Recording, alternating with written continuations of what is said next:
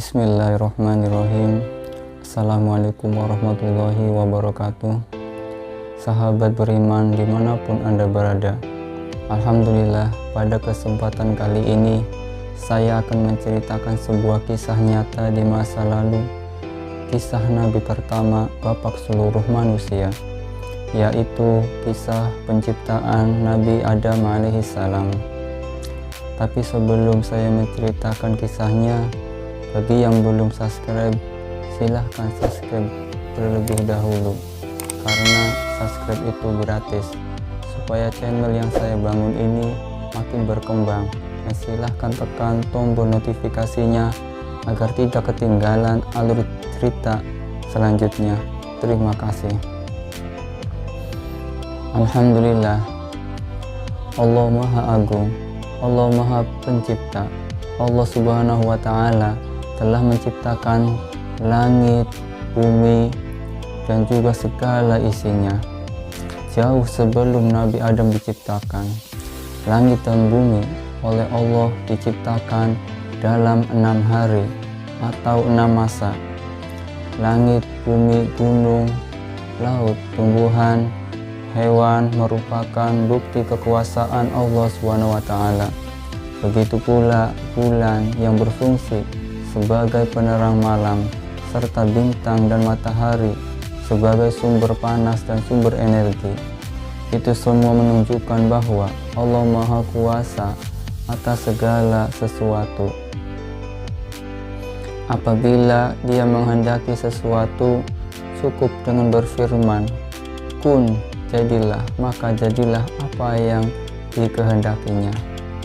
Setelah langit dan bumi diciptakan, kemudian Allah menciptakan makhluk yang bernama malaikat. Malaikat terbuat dari nur atau cahaya.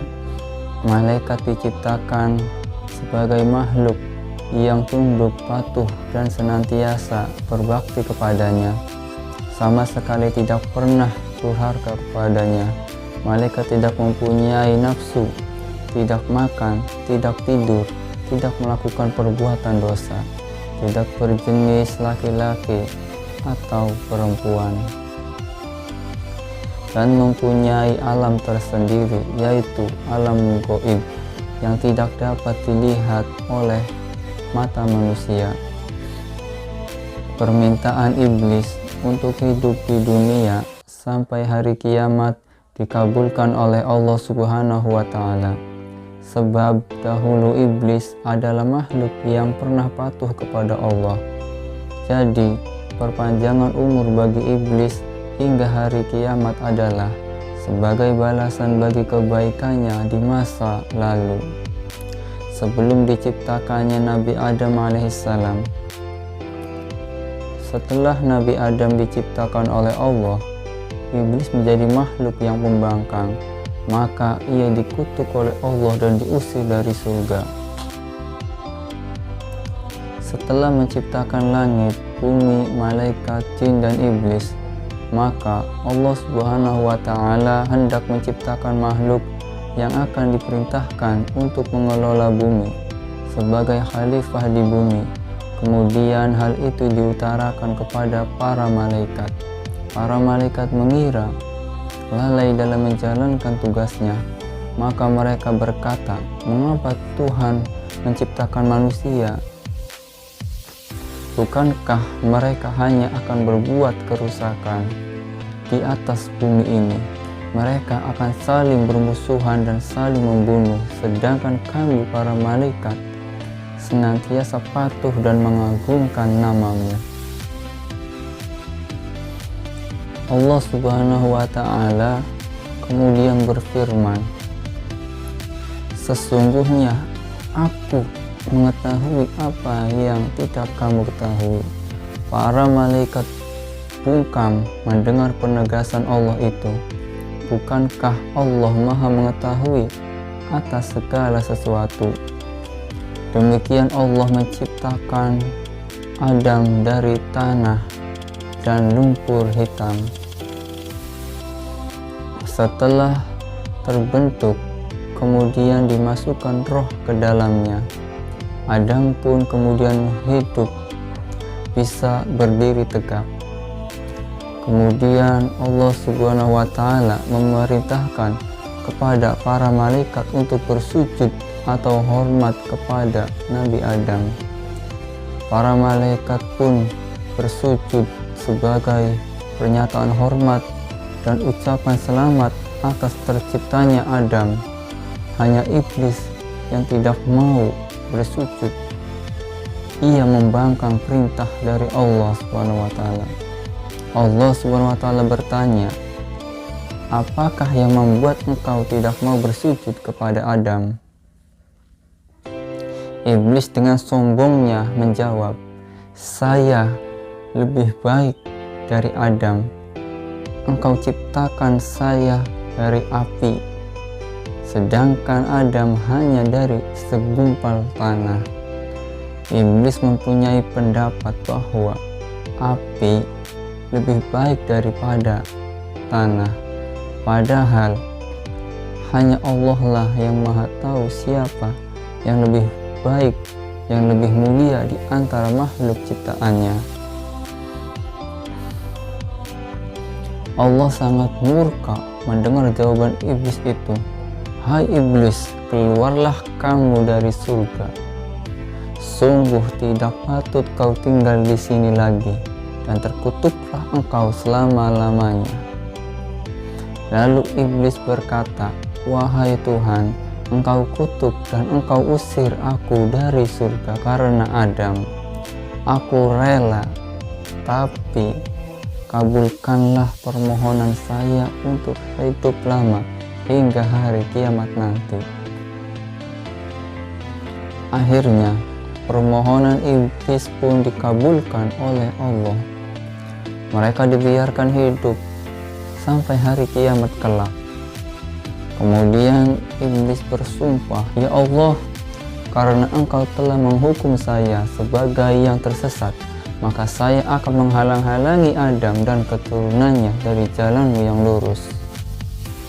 Saya akan mendatangi mereka dari muka dan belakang, dari kiri dan dari kanan mereka. Itulah sumpah iblis. Ia bertekad akan menyesatkan Adam dan keturunannya agar mereka menjauhi perintah Tuhan, supaya manusia berbuat kekacauan di muka bumi ini, saling bermusuhan dan saling membunuh satu sama lain. Allah Subhanahu wa Ta'ala berfirman, untuk melawan segala tipu daya dan akal busukmu, Aku beri manusia senjata yang ampuh, yaitu akal. Dengan akal itu, aku bimbing mereka dengan petunjuk-petunjuk agama yang lurus. Aku tuntun mereka ke jalan yang benar. Dengan akal itu pula, manusia akan mampu membedakan mana yang benar dan mana yang salah. Siapa yang tidak menggunakan akalnya tentu dapat engkau sesatkan. Mereka yang sesat itu akan mempertanggungjawabkan perbuatannya kepadaku di hari kemudian. Iblis semakin benci kepada Adam setelah mendengar firman Allah tersebut. Kemudian ia mendekati Adam. Diperiksanya seluruh tubuh Adam. Ia ingin mencari titik kelemahan Adam. Akhirnya dapat ditemukannya titik kelemahan Adam, yaitu nafsu. Karena nafsu cenderung melakukan perbuatan yang buruk. Bila manusia cenderung menurutkan hawa nafsunya, maka sangat mudah bagi iblis untuk menjerumuskannya. Kemudian Allah mengajarkan kepada Adam nama-nama benda yang dilihatnya. Dengan demikian, Adam mengetahui nama-nama benda yang ada di muka bumi ini. Itulah pengetahuan yang pokok yang nanti diperlukannya untuk mengatur dan memelihara bumi. Allah membuktikan kepada para malaikat kemampuan manusia untuk mengatur dan memelihara bumi. Kemudian Allah berfirman kepada para malaikat, "Sebutkanlah kepadaku nama-nama benda itu." Maha suci Engkau, ya Allah. Tidak ada yang kami ketahui selain apa yang Engkau ajarkan kepada kami. Hanya Engkaulah yang mengetahui segala-galanya, kata para malaikat penuh takjim. Allah Subhanahu wa Ta'ala berfirman, "Hai Adam, beritahukanlah kepada para malaikat nama benda-benda itu." Lalu Adam menyebut satu persatu nama benda-benda yang diketahuinya. Para malaikat pun menjadi kagum.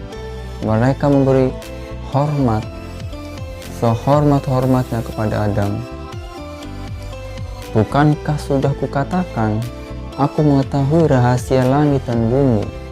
Aku lebih mengetahui apa yang tidak kamu ketahui," firman Allah kepada para malaikat.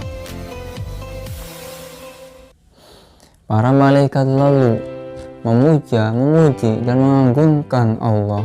Mereka semakin menaruh hormat kepada Adam. Ternyata Adam telah mengetahui apa yang belum mereka ketahui. Sahabat beriman, Allah Subhanahu wa Ta'ala memberikan Adam sebuah tempat yang nyaman dan sentosa, yaitu surga. Tempat itu indah permai, segala kebutuhan hidup telah tersedia. Kebun surga penuh dengan buah-buahan yang rasanya lezat. Air sungainya jernih dan berbau harum. Pohon tumbuhan dan rumput seperti ditata rapi, teduh dan nyaman sekali. Sebenarnya tempat itu sangat menyenangkan. Adam berkeliling menjelajahi kebun-kebun dan taman-taman di surga, tapi ia merasa kesepian karena tidak mempunyai kawan.